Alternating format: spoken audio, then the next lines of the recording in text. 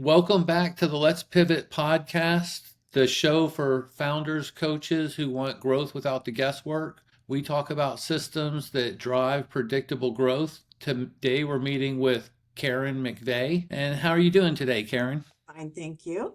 Thank you for having me. Yes, ma'am. Thank you for coming on. We're very excited to get to know you a little bit. So let's just get right into it. How'd you get started? What made you want to do this particular type of business? Well, when you say that this particular type of business, you have to be more specific. And the reason why I say that is because I've had several different types of businesses.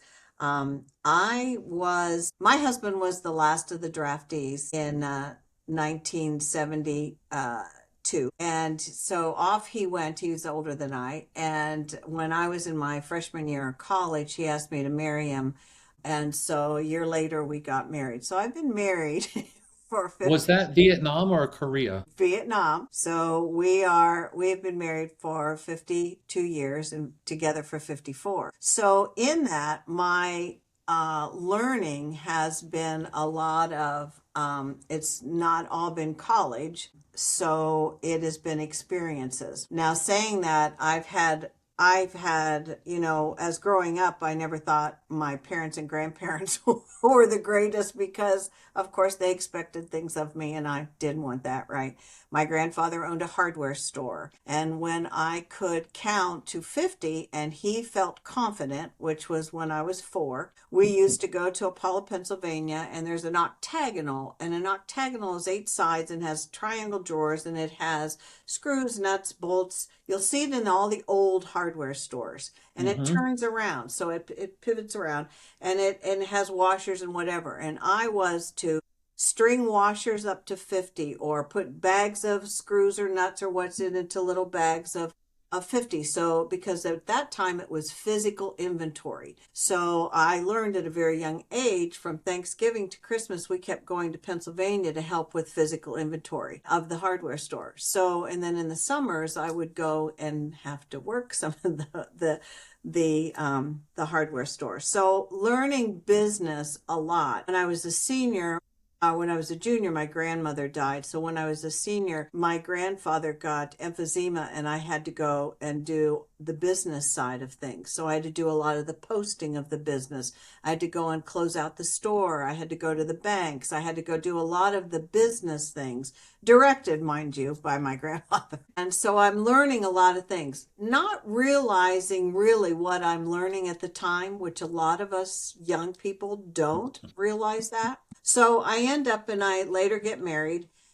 And here I am, a military wife. We're out west, and there are people that won't hire me because I'm a military wife and I'm going to move. So my grandfather told me, my father died when I was 16. So my grandfather told me that I needed to find a mentor. Everywhere I went, if I could not get a job, to find a mentor and to get it into a business so that you are listening, asking questions, da da da da da. So that's exactly what I did.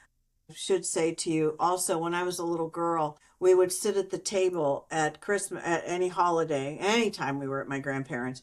And I sat next to my grandfather, and they would have conversations of business, politics, you name it. There was all these conversations. And my grandfather used to look down at me and say, Karen Sue, what do you think about that? And I would start to cry because I would get very nervous. I didn't know what the heck they were even talking about, right? Brother is sitting next to me who is 7 years older than me and going, say you don't have enough information. I didn't even understand what he was saying. So I would just shrug my shoulders and go, I don't know. And he goes, that's not an answer, and it never will be. You say you don't have enough information and you start asking questions. So the time I was little, I was taught to start asking questions, be inquisitive, start knowing how things work. No question is a scary question, et cetera, et cetera. So that's what I did. So again, my grandparents and my parents had great impact on me, and I didn't even realize it, which you'll see this later. So as I'm going, everywhere we moved, and we moved 12 times in 10 years. So there's places I can get a job, there's places I can't get a job. So I'm getting a mentor though, every place I get.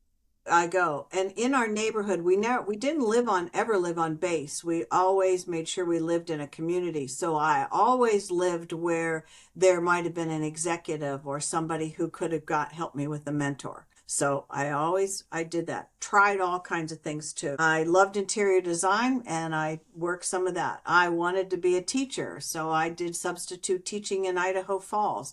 Michael was a nuclear engineer trainer for the Navy. He trained all the nukes who were working on the aircraft carriers and the submarines. So he was gone a lot. Not out to sea yet. I was fortunate. We were 10 years in the Navy, and for the first 6, he was there, but he was gone for 13 to 15 hours a day. So in training or schools or whatever. So a lot of learning, and I loved hearing everything Matt could teach me and do. And he talked about processes and process mining and process mapping and talked about math and talked about all these things. And again, some of it I didn't even understand, but I listened to it. And years over years over years, it was putting it up in a filing cabinet in my head.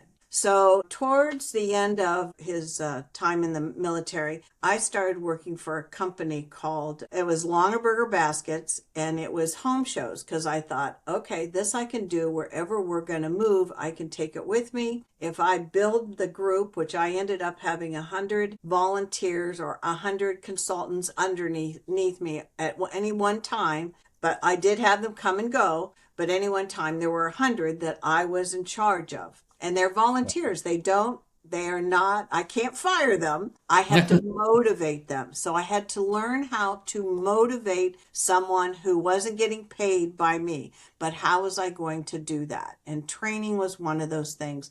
And that again was impressed really by Michael and how important training is. So I did not like home shows. I don't know why I got into it, except for my mom said, you love interior design. You're going to love decorating the baskets. You'll love talking about that. You'll love it. So I tried it. And I didn't do well at the beginning. And we lived down in Virginia. So I went up and I took a basket and I went up to Williamsburg. And I'm walking through Williamsburg with my basket, and I go into a place where they're doing the baskets, and they're going, look at your basket, it's double splinted. And they're just describing the basket, how much better it is than theirs. And I'm going, oh my gosh, they're giving my sales pitch. So I'm going, okay, well, this is great. So then I decide how I'm going to do this and how I'm going to make this a business and not just make it fun and fluff like some people did. And so then I ended and went at it. And so I became number one in sales as an individual, and our branch became number one. So I was a number one regional. So I traveled, and we were the first in a lot of atmospheres, first in having consultants in other states. So I had to travel first so there is a lot. I wanted to have them be able to make more money. So I went to a bank. This is before the company would. I went to a bank and said, look, I've got 150, or I have 100 consultants and they would like to use charge cards. And I said, but our company doesn't. How can we do it? And this bank, we worked it out where there was this little kind of a folded pad with a thumb thing. They put their card in it and they put this thumb thing on it, and scratched it off. They would use this. I would sign it out to them. They would send this charge card receipt to me. I hired someone who would process these in my office and send them to my bank. And then I would send the money back. And our sales went sky high. So I was always taking risks, trying new things, and being creative. And it wasn't because they saw my sales go sky high like that. They came to me, and Dave Longaberger said, what are you doing? And I said, we're using the charge card. Well, the next year they got the charge cards, and then I could eliminate. So that was nice. But then my competition was as equal as mine, right? So, but I learned then that I didn't give away the jewelry and all the things that everybody else was. I gave away training and dollars. And people like that more. That's what they wanted, training. That's what I heard over and over and over. Just train me to be better, train me to be more. So again, you can see where training, asking questions, all these things were really important to me. So once we got out of the service, then I started getting I started getting positions. I started moving up into executive positions. I started doing a lot of things. Well, then out of the blue, someone said, why don't you consult? And I said, okay, well, who would I do that for? And they go, well, I'd like you to do it for me. My wife owns a little store that's a dress shop. They're not making any money, and I'd like you to go in there and clean it up. And I go, really? Are you going to pay me? And they told me, and I go, okay. So I started consulting. Also, my husband and I started a nonprofit organization called Wings, Women in New Growth Stages. We worked with women from entry level to business owner to help them with their career, kind of like a broker. There were so many things in the 80s for women because there was a lot of, unfortunately, women that were getting divorced and they hadn't finished college. So they didn't know how to get a job that was above minimum wage. They didn't know where to go for support. They didn't know where to go for training. So we found out everything in the state of Ohio that could support or direct a woman to those things. And then we used to have a conference, and we became one of the top 5 conferences in the country. And it was again because Mac really he would all the people that were going to be training to make sure that it wasn't fluff, that it was going to be good stuff that these people were going to be able to walk away with and say, wow, I learned a lot there. So we expanded. So then I started working with business owners in that. So with business owners, I then was one of the founding board members for NAVO for the state of Ohio, for Columbus, which was National Association of Women Business Owners. And then I used to go to DC all the time. Well, in DC, I met a fabulous woman who was she was the networking queen of DC. And so she put out this newsletter that I used to get, and I wanted to start writing an article in it. So our daughter was going to Georgetown at the time, and we were down there visiting her, and I said, Mac, just drive around the block. I'm going to go upstairs, and I'm going to ask who I need to talk to. So I go upstairs, and believe me, at this time, I'm extremely nervous, very shy, not sure, I just want to go in, ask this question, get out. I'm kind of shaking before I go in the elevator, and I'm thinking, well, I'll calm myself down in the hallway. Only thing is the elevator opened right into their lobby, and there they were saying, hello, how can I help you? So I'm talking to the lady who's doing the newsletters, and she said, sure. And this is where Edie Frazier comes by, and I go, oh, is that Edie Frazier? She's the networking queen. And she says, would you like to meet her? I said, yeah. So I did. She goes, Carrie McVey, Wings, Columbus, Ohio. Wow, don't you do a mentoring program? And I said, yes. She says, I need you to come into my office. And I'm going, crap. So I go into her office, and there's a long conference table, and there's all these women that are around this conference table, and they are deciding who's going to win the National Mentoring Award. So I'm in there, and so they start asking me all these questions, and how did we do it, and what did we do, which Mac, again, designed the mentoring program. And I'm asking questions. Now, mind you, Michael is still the block because that's not cell phones, and he's not coming to get me. He doesn't know what the heck's happening. So I'm there, and then Edie Frazier says, I need you to talk to, I can't even think of her name now, but she was the head of the SBA. Then I needed to talk to the women's division of the SBA. Then I needed to talk to a woman who reported for the women's division and reported to Hillary Clinton in the White House. And so we had to stay over a night for another 2 nights while I met these people, because she's setting these appointments up while I'm in this room. So I go downstairs and I go, Mac, we're going to meet the head of the SBA, and we're going to meet this person tomorrow. And he goes, what happened up there? It was really shocking. Okay, well, I kept going back there and started working with the SBA, working with the National Association for Women. I was getting very involved with all the executive women, and I am starting to get more confident. Not confident enough, apparently, for one woman who was her travel agent was the largest travel agency in the world, and she used to go to DC, And I mean, she was one fabulous woman. And she walked up to me very prim and she goes, "Is your name Karen McVey?" And I said, "Yes, it is." And she says, "I understand. I have heard a lot of nice compliments about you and what you're doing in Ohio.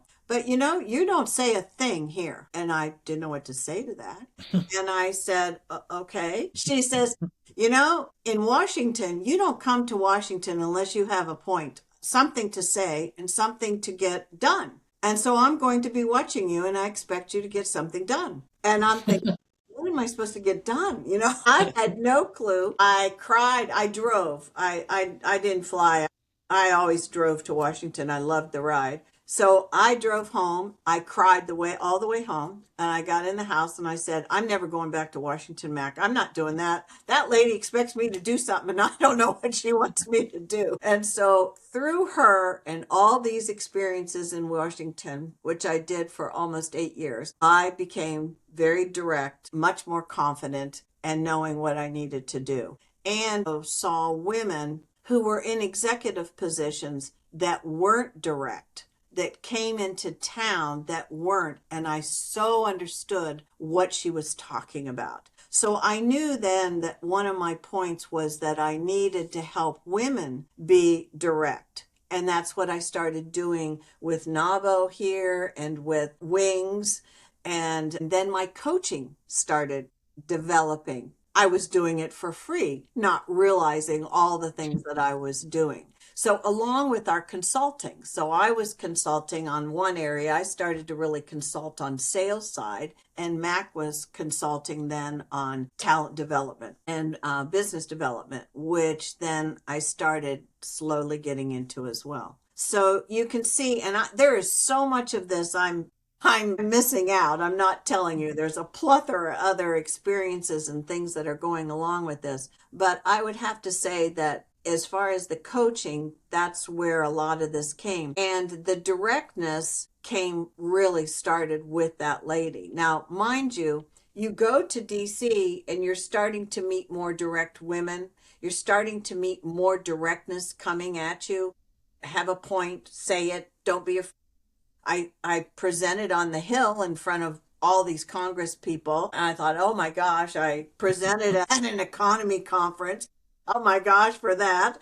So I'm doing that. Now you come back to Ohio, mid-country Ohio, and women didn't do that. So of course, the name that men will call women that are direct are bitch. And my grandfather said, don't ever allow them to call you that. You tell them you're not a bitch. You are direct. And if you can listen to me or not. And so that's exactly what I did. And so I was always honest. And anytime I did any consulting, we did business turnarounds. I've been an interim COO multiple times to help with mergers and acquisitions, turnarounds, whatever. Anytime the CEO would say, "How are you doing?" I said, "Don't ask me, ask your staff. Ask your staff if they like working with me, if they like what they're hearing, and if they feel like they're being developed, heard, and if there's consistency and good communications. You ask those, and if they say those things are good, I'm doing a good job." And so those are my success. Getting into coaching more has been, there's a lot of coaching organizations out there, and they've come at me and they've said, you only have to pay thousands of dollars to belong, and then you go through my training, and then you do this and you do that. And I don't do that. I literally am talking to the executive and finding out what it is they feel their weakness and their strength is. I'm asking, of course, from my background, a lot of questions about their style, their even family. Family has a huge impact on how you are. You're the way you were brought up. What is fearful for you? What is for you? What do we need to build strength and move? And then their philosophy. When I go to consult, there's a book that I suggest every CEO read, and it's called The Oz Principle. And the Oz Principle is about accountability. And if you, as a CEO, do not care about accountability, I don't want to work with you, because everyone in the building really wants everyone from top down to be held accountable. And that does not happen. Usually what happens is, and I always tell the CEO, it starts with you. And you are extremely weak with your next level down. So these VPs, SVPs, chief operating, all these people, they're very weak right here. He will not hold them accountable, and they feel like they've risen to the top and they don't have to do a lot.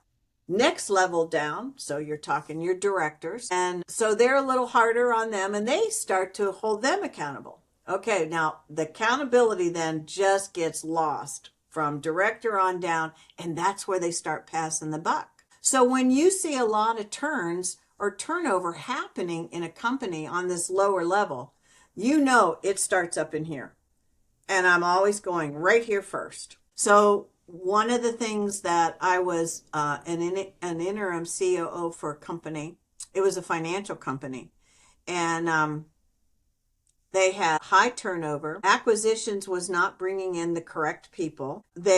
Managers weren't interviewing them, didn't even know what to ask them because they were so far away from the position. They didn't know what to ask them. So then they didn't know how to train them. They weren't training them to the position. Performance reviews, I read a year of performance reviews and I thought I would, sorry, but throw up. I mean, these meant absolutely nothing. And they shouldn't be performance reviews. They should be performance development. We should be developing these people along the way. And they weren't doing that. They weren't developing subject matter experts or creating mentorships. Now, mind you, I'm telling you all this, but please remember, I've had years of my grandfather telling me things, my husband telling me these things, and all through my consulting, these things are starting to just click.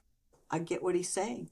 I get where he said that from. Oh, I see that example that he's using. And it's just clicking for me now. And well, for the last 20 years, it's clicking. So, and I get it because it's just been embedded in my head. It's just, I didn't know the examples. They weren't all coming to me, you know? So where was it? Oh, so this company wanted this. And I came back to, by then, Mac and I had merged our independent consulting companies to one. And I said, okay, I need help. So we brought in the staff and then I told them all these. I said, what are your ideas? I said, I'm not allowed to bring anybody else in. They're paying me a lot. Then they're expecting me to do this. What am I going to do that is going to change all of this? And I said, and you know, our philosophy is we don't want to stay in there forever. Mm-hmm. So he said, can you give me the weekend? Max said, give me the weekend. I said, okay. So he came up with this job description. And when I first saw it, I thought I would choke for the detail it is. Then I said, okay. And then he was telling me how and why it was going to work and what areas and why it was going to work. I said, okay, I don't think the staff will go for this all at once. I'm going to do it in sections and we'll do this. And it was amazing. All the things that it started to turn around. We started to bring in people that actually were qualified for the job. Managers actually used the job description to know what questions to ask. Training actually knew what to train to that job. Performance reviews, we actually did the performance reviews against the job description. So we created consistency and accountability across the board and saw success after success after success.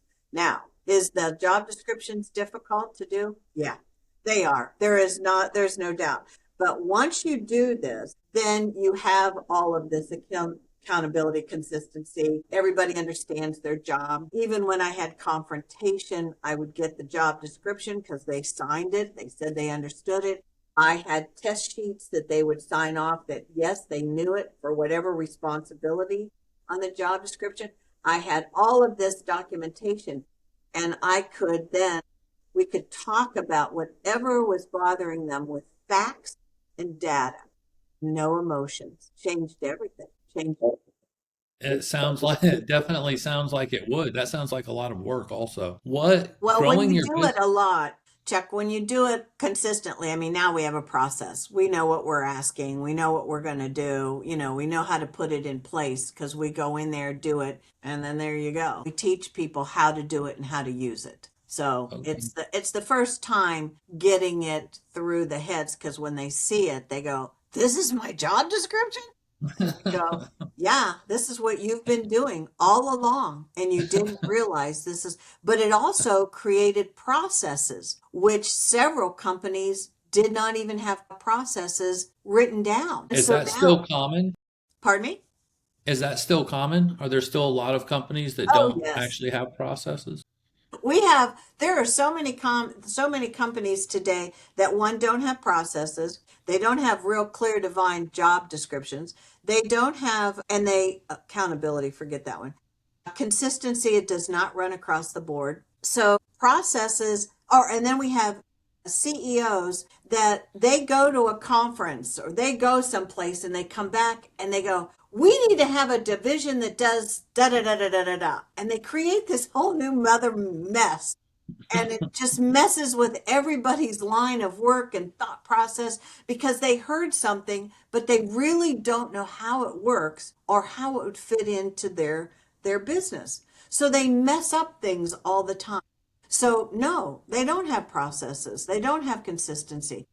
You're kidding. Do you know how many CEOs or people send their people to conferences, spend $5,000 or more for each person? And when they come back, they never once ask them, "What did you learn and what should we be doing in our conference?" And Wow, that's almost ridiculous. it's ridiculous. It's ridiculous. I say, if you're going to be, and then when you ask them, "What's your training?" "Oh, we don't have the money for training." If you spent the money for a trainer to be in-house versus what you spend for all of these conferences you send your executives to, you would be making money. But they don't see that. Right. Yeah. That's a heck of a story. I want to tell you thanks for your service. I know you weren't in, but a Navy man's wife. Yes, I was a wife. Yeah. I was in the Marine Corps. I grew up in a military family, so I get it. It's a lot of sacrifice for everybody else. When I was looking at your profile, I saw that you help veterans looking for work and that type of thing. So I did want to ask you about that, but you already answered. Well, Mac helps with that because he will help to convert what they did in the military into a job, because they come out and put in, "Well, I was a gunnery officer, I worked with missile launchers, or I did this," and companies are going, "Well, that's really great, but, we aren't doing that in our business." Well, what did you do with that? Well, because Mac knows that. So he volunteers his time to the National Museum here and Veterans Museum here in Columbus, and he helps with veterans and anybody that asks. He actually started a networking group before COVID, where he would get people in a more relaxed atmosphere, and we would have businesses and veterans come to a bar, and they would just talk on a casual basis. Nothing that would, you would judge by, but if you just were asking questions of each other, and created a lot of jobs that way too. Then COVID hit. And Mac did that for a couple of years. So Well, that's pretty interesting, and thank you for that. I did that. I blew up tanks in the Marine Corps. So same thing. I got out and they said, "Well, what do you know how to do?" And I said, "Well, I can shoot a missile, and I'm a really good shot." And they go, "Okay, yeah, just have a seat over there. Don't call us. We'll call you." yep, that's exactly right. Mac could convert what you did. My parents were both Marines and met and married in 21 days in World War II. My father was a sharpshooter in Okinawa, and my mother worked with a major dog tags, and then she developed all the pictures that when the military guys came back, the pictures, she developed them so that it would go to security and stuff, because they might be able to catch something that they hadn't caught before. Right. Yeah, fascinating stuff what both of them did. So thank you for your service. Oh yeah, my pleasure. My pleasure. I, miss it sometimes. You missed the stress. Definitely a good bunch of group of guys, right? That's Yeah. really what I miss is the people that I was with. But don't you miss sometimes the structure? You knew what you were doing. You knew what you were supposed to, you knew what you were held accountable for. You had consistency. If you were going to learn something new, you were excited because they always were consistently developing you. These are all the things businesses seem to. That was the great thing about the military. I mean, the Marine Corps tells you how to stand there, position of attention, right? It was broken down to I can still remember it, right? Heels together on a 45-degree angle, back is straight, legs straight but not stiff at the knees, arms hang naturally at the sides, thumbs along the trouser seams. And to your point, yes, there the structure, the exact expectations, exactly every single step, every, minuscule thing thought out, broke down and put there that could be, are you doing it like this or are you not doing it like this? It's not so much gray area, right? It's either you're doing it this way, which is the right way, good job, or you're not doing this, right? You're doing it not this way, so it's not right. But those are all processes in your mind that when I'm sure as you're even developing this podcast series that you're doing, you've got processes in your head how you want to do this. And these processes were learned through the years. And your processes, one, you're instinctually when they're in the military, you're doing them every day from the moment you wake up to the time you go into bed. There's a process of something you were doing. Well, you're probably doing that now. Businesses really get out of it. They say they want to do that. They say they have that.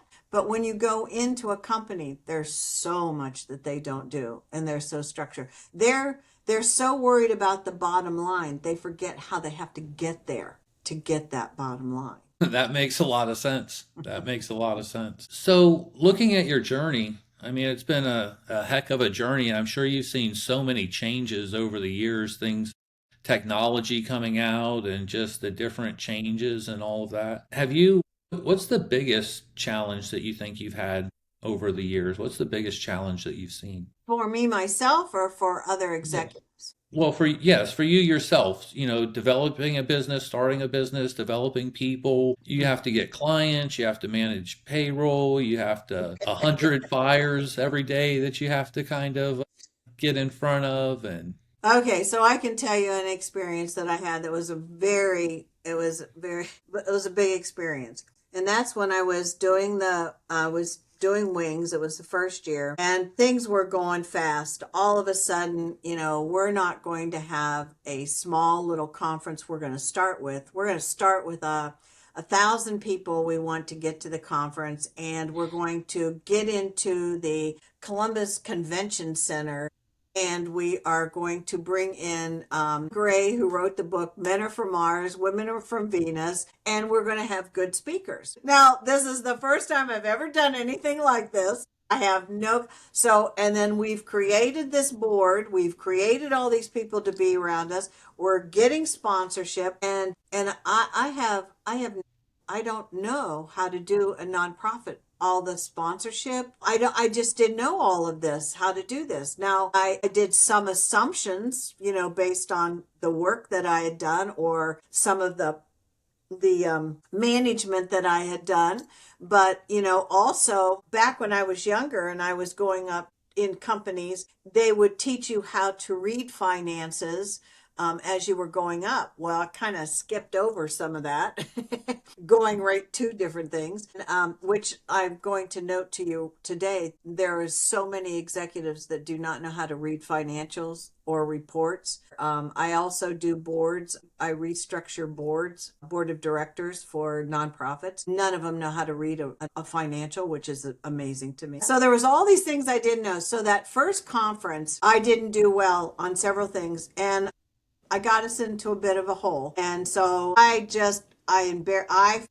embarrassed myself. This is how I felt. I was not confident. I didn't know how to ask good direct questions at the time. Mac was off working as well as, he had another job as well as working with me on wings. And so I wanted to prove I could do this. And so when it was all said and done, I felt like I embarrassed myself.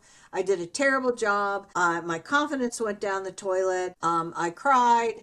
I went to a group of executives. I called, it was the CEO for Nationwide Insurance, and there was the CEO. There was like 5 different men and 1 woman, and they were all executives. And so I told him what I had done, and I said, how do you handle this? And I start to cry. And the guy ends up and throws a box of Kleenex at me, and not like he's gonna be comforting or, anything like that. He just throws that at me. And he says, Karen, he says, these are things that we deal with every single day in our job.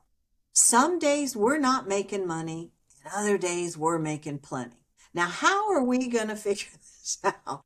And he starts just detailing it out, what they have to do. And I'm sitting there. Now I'm feeling foolish that I'm asking a dumb question, right? I'm thinking, why didn't I know this? Why shouldn't I have known this? Why didn't, where's my grandfather? He passed away now. I go, I needed to ask this to my grandfather, you know.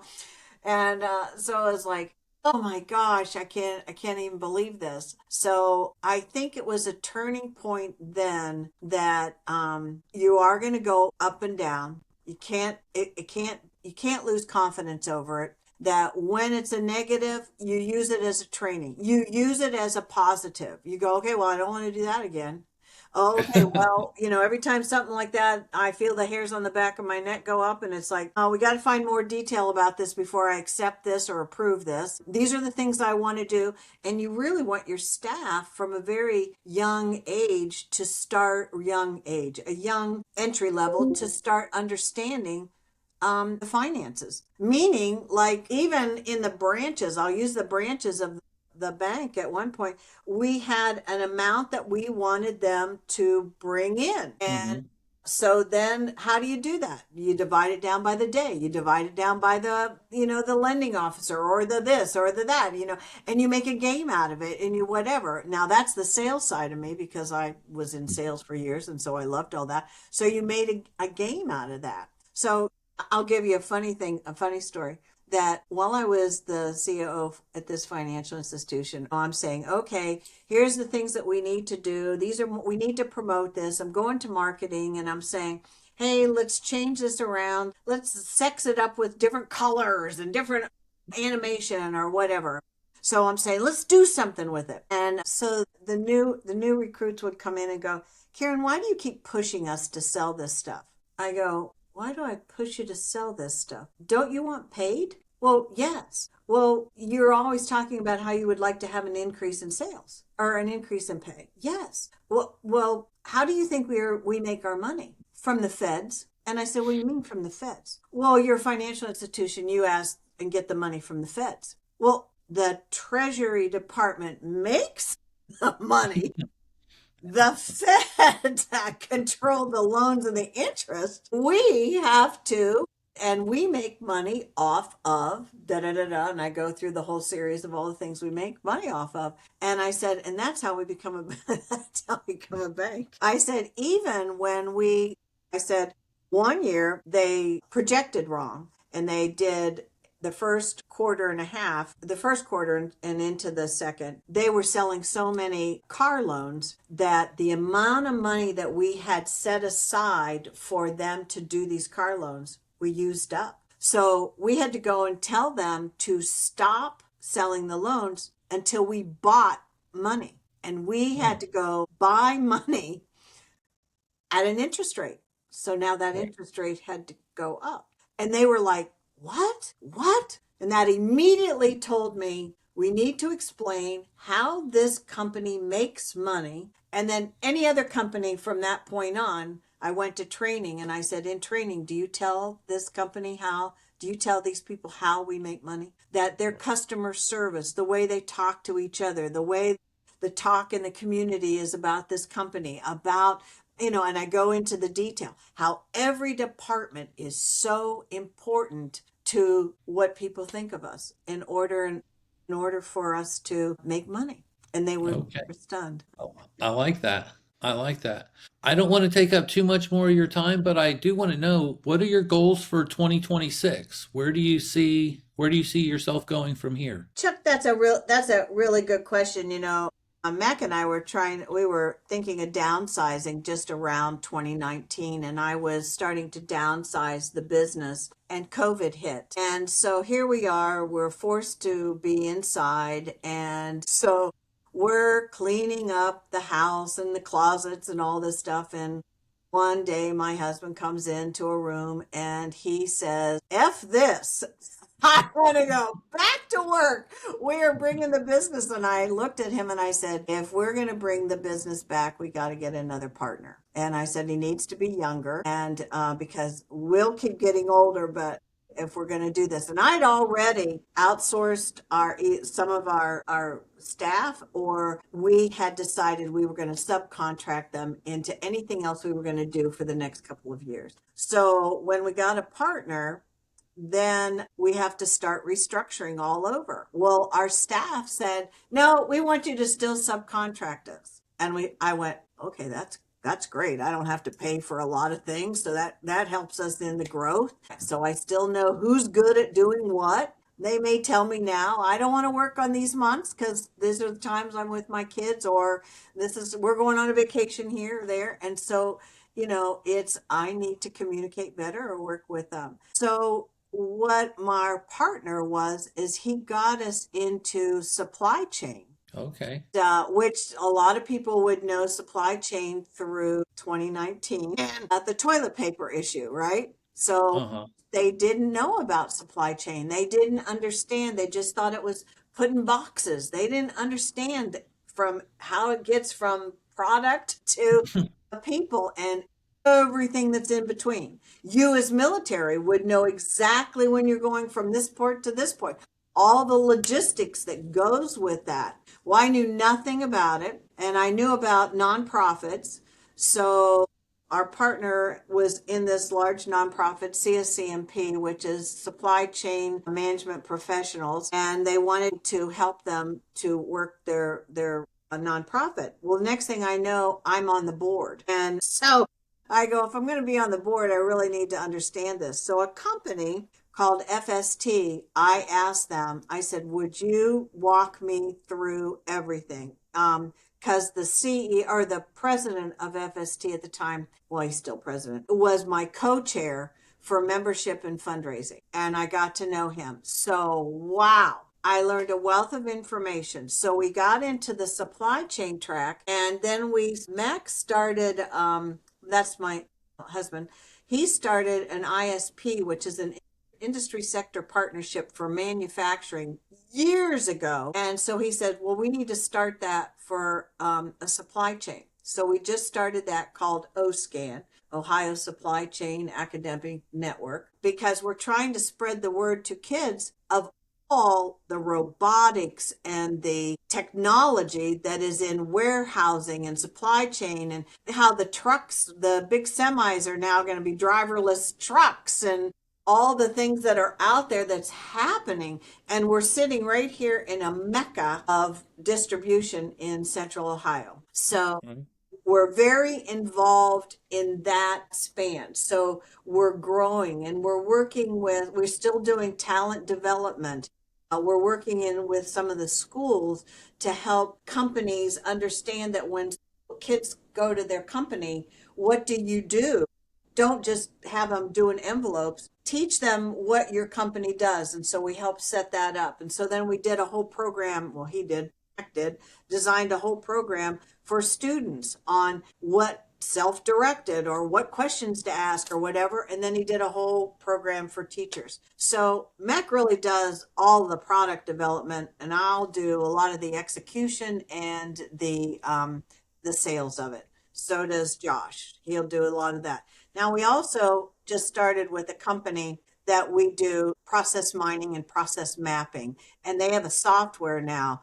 And Mac used to do that manually, and it was just grueling, and it was just not real time. And this product now helps us with that. And so we also do that. So the last week in December and the first week in January, we are really going to be fine tuning. Where do we take all of this? Because we've just grown into so many different areas. And it all works together. But when I tell you all that, so I'd have to say, I would call Clearview Management a solution provider. Solutions provider. Yeah, we provide the solution you're looking for, and we'll help you to execute it to make it happen. Okay. Okay. Well, that sounds very exciting, very interesting. So it's like starting all over again, and Mac and I love it. I love when there's issues. When there's trouble issues, yes, I get headaches. Yeah, I go, oh gosh. But that's when I like to clean my house or work in the yard or decorate or whatever, because that's immediate results. Huh? Where this kind sometimes takes a while, but that's what we do. Thank you. I appreciate you taking the time today. Merry Christmas. I hope you enjoy the holidays, and I will send you out a calendar link and we'll talk soon. All right. Thank you, Chuck. Have a great day. Merry Christmas. Yes, ma'am. Have a great night. Bye. Bye.